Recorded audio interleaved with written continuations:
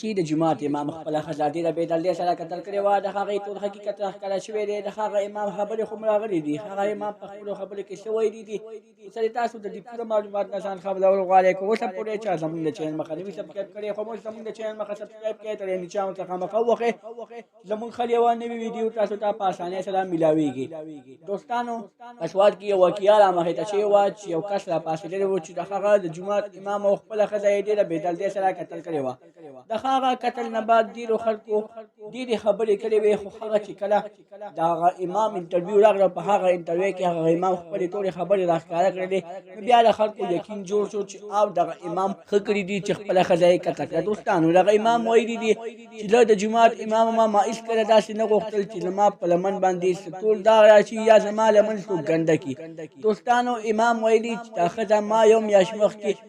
ځان ته ښه په خوشحالۍ راواده کړې وه هغه ښځې خو هم زما نه څه هېڅ سانتې نه وه کړې خو بیا هم دغه ښځې څه هلک سره تعلقات ساز کړي وو زه به ډېر په مدرسه کې وم لږ په پکور کې وم د دغې د وجې نه ښځې ځان نه یو یال نیولی و هغه یال به ول سال کې کور ته راتلو او بیا به ترې نه ماښام تلو خو چې دا امام په دغه ورځ باندې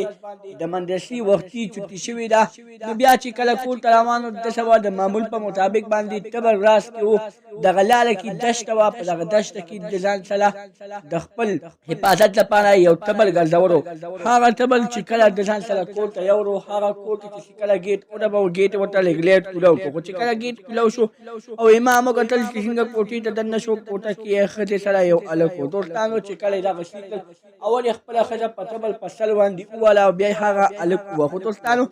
دغه امام ویلي چې ما دا نه قتل کول خو ما وویلي چې راشه سبا به خلک څه خبرې سازوي خلک به څه وایي چې دا د جومات امام دی او ښځه یې داسې کارونه کوي د دې د وجې ما قتل کړ دوستانو چلې مونږ سوچ دا واقعه مونږ سره خو رامخې ته کېدی شي خو چې مونږ وکړو چې د جینۍ خوښه وي واده ورسره وکړو جینۍ خوښه نه وي نه کوو ورسره واده دوستانو که زموږ دا ویډیو خوښه شوي زموږ د چینل مخه سبسکرایب کړئ تر دې نیچه څخه مخه ووهئ چې زموږ خل یوه نوي ویډیو تاسو ته په اسانۍ سره میلاویږي